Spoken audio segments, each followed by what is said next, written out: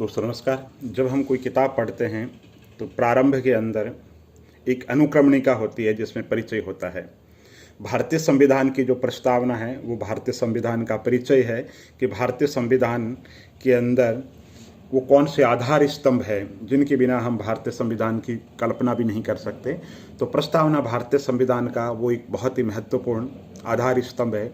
हालांकि बेरुबारीवाद से लेकर के सज्जन सिंह वाद से लेकर के अन्य सब वाद में कहा गया कि भारतीय संविधान की जो प्रस्तावना है संविधान का भाग नहीं है, लेकिन केशवानंद भारती बनाम केरल राज्य के अंदर ये कहा गया कि भारतीय संविधान की प्रस्तावना संविधान का भाग है और ये मूल आधारभूत ढांचा है, संविधान का मूलभूत आधारभूत ढांचा है। केशवानंद भारती के अंतर्गत ये बात कही गई और भारतीय संविधान की जो प्रस्तावना है उस पर गांधीवाद का प्रभाव है। भारतीय संविधान के जो निर्माता थे उनके मनोमस्तिष्क में राष्ट्र निर्माण को लेकर के जो स्वप्न थे उन स्वप्न का जो प्रभाव है भारतीय संविधान की प्रस्तावना को देखने को मिलता है। और 13 दिसंबर 1946 को जो भारतीय संविधान सभा में नेहरू जी ने जो उद्देश्य प्रस्ताव रखे थे उन उद्देश्य प्रस्ताव का जो प्रभाव है वो भारतीय संविधान की प्रस्तावना पर लागू होता है या वहाँ से प्रेरित है। और भारतीय संविधान की प्रस्तावना की जब बात आती है तो 42वें संशोधन के द्वारा उसके अंतर्गत समाजवादी, पंथ निरपेक्ष और अखंडता शब्द जोड़े गए और स्वर्ण सिंह कमेटी की सिफारिश पर ये शब्द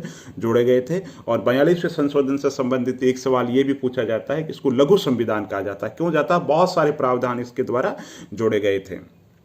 तो जैसे मैंने बताया कि आपको ए.के. गोपालन बेरुबारीवाद के अंतर्गत कहा गया कि संविधान की जो प्रस्तावना है हालांकि उद्देश्य पवित्र है, नैतिक है ये और आचरण योग्य है, लेकिन आधार स्तंभ नहीं है, संविधान का महत्वपूर्ण भाग नहीं है। केशवानंद भारती ने कहा ये केवल नैतिक विचार नहीं है बल्कि ये संविधान के आधारभूत स्तंभ है। तो भारतीय संविधान की जो प्रस्तावना उसका हम शब्द रूप से समझते हैं कि हम भारत के लोग, यानी इसका क्या मतलब हुआ कि भारत का जो संविधान है उसका जो स्रोत है, अंतिम रूप से स्रोत कौन है? ये भारत की जो जनता है वही इसका स्रोत है। और भारतीय संविधान की प्रस्तावना जब हम पढ़ते हैं तो उस पर प्रभाव जो झलकता है वो किस पे झलकता है? वो प्रभाव झलकता है आयरलैंड से। ऐसा लग रहा है कि भारतीय संविधान की जो प्रस्तावना की जो भाषा है वो कहाँ से ली गई है? आयरलैंड का जो प्रभाव है उस पर लगता है। अब हम एक एक शब्द को समझते हैं। संपूर्ण प्रभुत्व संपन्न का क्या मतलब हुआ? संपूर्ण प्रभुत्व संपन्न का मतलब हुआ भारत ना तो किसी बाहरी दृष्टि से ना आंतरिक दृष्टि से किसी के दबाव में आएगा। भारतीय संविधान सभा में संबोधित करते हुए प्रथम प्रधानमंत्री जवाहरलाल जी नेहरू ने कहा कि भारतीय संविधान संप्रभु है और हमारा जो राष्ट्रमंडल या किसी अन्य अंतर्राष्ट्रीय संस्था और एजेंसी से जो हमारा संबंध है वो मात्र मैत्रीपूर्ण है या कोई संबंध बढ़ाने के लिए है, वो किसी भी दबाव के अंतर्गत नहीं है। हम स्वतंत्र है, जब हम चाहें किसी भी संगठन से हम अलग हो सकते हैं। तो संपूर्ण प्रभुत्व संपन्न। समाजवाद भारतीय संविधान का प्रारंभ से ही आधार स्तंभ रहा है, क्योंकि राष्ट्रीय आंदोलन के समय में भी भारतीय संविधान हमारे राष्ट्रीय आंदोलन को प्रेरित करता आया है। और कांग्रेस का जो 1929 के अंतर्गत जो सम्मेलन हुआ था पूर्ण स्वराज्य, उसमें भी समाजवाद की बात थी। कराची अधिवेशन में समाजवाद की बात थी।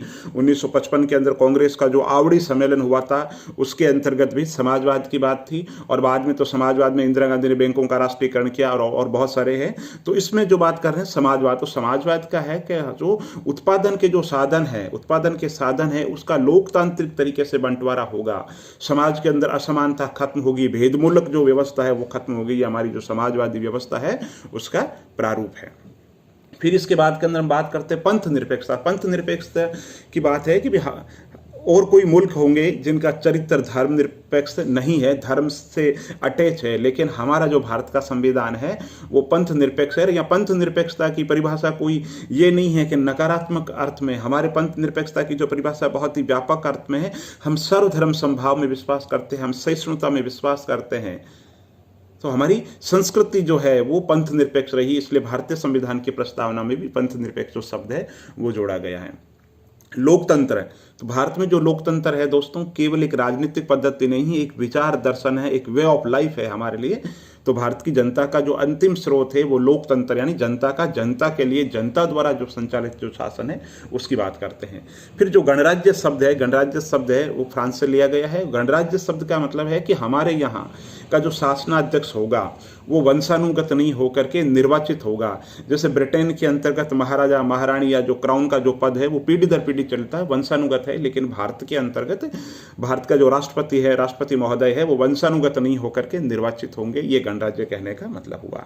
तो भारतीय संविधान के जो 5 आदर्श है ये हो गए SSDR, संपूर्ण प्रभुत्व संपन्न, समाजवादी, पंथ निरपेक्ष यानी सेक्युलर, लोकतंत्र एंड डेमोक्रेटिक और गणराज्य। ये भारतीय संविधान के 5 महत्वपूर्ण आदर्श है।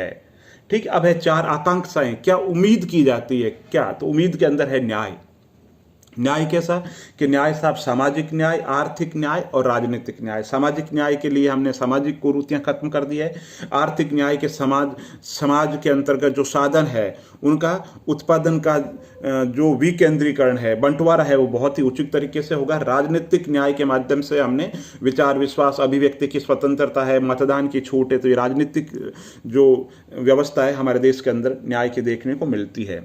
इसके अलावा भारतीय संविधान के शब्द में जो प्रस्तावना है, तो प्रस्तावना का मतलब है विचार, अभिव्यक्ति, विश्वास, धर्म और उपासना, इस तरीके की जो स्वतंत्रताएं दी गई है। अब है समानता। तो समानता के अंतर्गत है प्रतिष्ठा और अवसर की समानता दी गई भारतीय संविधान के अंदर। और बंधुत्व के अंतर्गत हम शुरू से ही कहते हैं उदार चरिता नातो वसुधैव कुटुम्बकम। हमारा जो भारतीय जनता है, हमारी जो फिलोसॉफी है, हम ये अयम निज परो गणना लघु चेत साम उदार चरिता नातो वसुधैव कुटुम्बकम, ये तेरा है, ये मेरा है, ये तो संकीर्ण लोग करते हैं। भारतीय संविधान की प्रस्तावना में तो विश्व बंधुत्व की बात की गई है, बंधुत्व की बात की गई है। तो इस तरीके से भारतीय संविधान की जो प्रस्तावना है दोस्तों, और इसके जब महत्व की बात आती है तो के मुंशी कहते हैं ये भारतीय संविधान की राजनीतिक जन्म कुंडली है। के मुंशी में से संबंधित एक सवाल परीक्षा में और भी पूछा जाता है कि वन महोत्सव का जो शुभारंभ किया था वो के मुंशी ने किया था। बहुत ज्यादा सवाल है, परीक्षा में पूछा जाता है। वीएन गाडगिल ने कहा था प्राचीन नाटकों के नांदी पाठ से तुलना की, जैसे नांदी के जो पाठ होते हैं उनसे उसने तुलना की। और ठाकुरदास भार्गव ने कहा कि ये संविधान की आत्मा है, ये संविधान की आत्मा है। और एक तथ्य यह है कि एचवी कोमत ने प्रस्ताव रखा था संविधान सभा में उस समय कि हम भारत के लोग से पहले, यहां पर हम जो शब्द भारत के लोग शब्द प्रयोग कर रहे हैं वहां पर ईश्वर का नाम लेकर के शब्द रखा जाए, जिसे संविधान सभा के द्वारा अस्वीकार कर दिया गया है। क्योंकि भारतीय संविधान सभा का यह मानना था कि हम भारत के लोग यानी भारत में जो सर्वोपरि है वो जनता है, जनता से बढ़ करके कोई सर्वोपरि नहीं है। तो भारतीय संविधान की प्रस्तावना की जब बात आती है दोस्तों, ये एक हमारे संविधान का आधारभूत स्तंभ है। हमारे संविधान निर्माताओं के मनोमस्तिष्क की एक उपज है। जो सपने थे उनको देश को लेकर के नेहरू जी ने जो उद्देश्य प्रस्ताव में सपने देखे थे वो भारतीय संविधान की प्रस्तावना के अंतर्गत परिलक्षित होते हैं। और सबसे महत्वपूर्ण बात, जब कभी भारतीय संविधान को लेकर के द्वंद्व हो, विवाद हो, तो वहाँ प्रस्तावना एक गाइडलाइन का काम करती है। प्रस्तावना हमें बताती है कि क्या करना चाहिए और क्या नहीं करना चाहिए। और संविधान का बहुत ही महत्वपूर्ण आधार स्तंभ है भारतीय संविधान की प्रस्तावना, जो प्रशासकों के लिए भी एक आदर्श है। किसी भी प्रशासक को क्या करना चाहिए। राज्य लोक सेवा आयोग में एक बार सवाल भी पूछा गया था कि भारतीय संविधान की जो प्रस्तावना है वो प्रशासकों के लिए कैसे गाइडलाइन का काम करती है। तो भारतीय प्रशासन के अंदर जो प्रशासनिक जो व्यवस्था है ना, राजनीतिक व्यवस्था, वो तो निर्देशित करती है। और जो क्रियान्वयन का काम है, जो मशीनरी है, वो प्रशासनिक मशीनरी। तो प्रशासनिक मशीनरी का जो कार्य है, क्या कार्य है कि जो चरित्र है, संपूर्ण प्रभुत्व संपन्न, पंथ निरपेक्ष, लोकतंत्रात्मक, गणराज्य, विचार, विश्वास, अभिव्यक्ति की स्वतंत्रता, आर्थिक, राजनीतिक, सामाजिक और जो न्याय, विश्व बंधुत्व, भ्रातृत्व की ये जो भावना है, इसको साकार रूप पहचानने का, साकार रूप के अंतर्गत लागू करने का, मूर्त रूप देने का जो काम है, जो नैतिक जो भाव है, जो जिम्मेदारी है, वो प्रशासनिक तंत्र की है। तो इस तरीके से दोस्तों भारतीय संविधान की प्रस्तावना से संबंधित परीक्षा के अंदर ये सवाल पूछे जाते हैं। और बहुत बहुत धन्यवाद।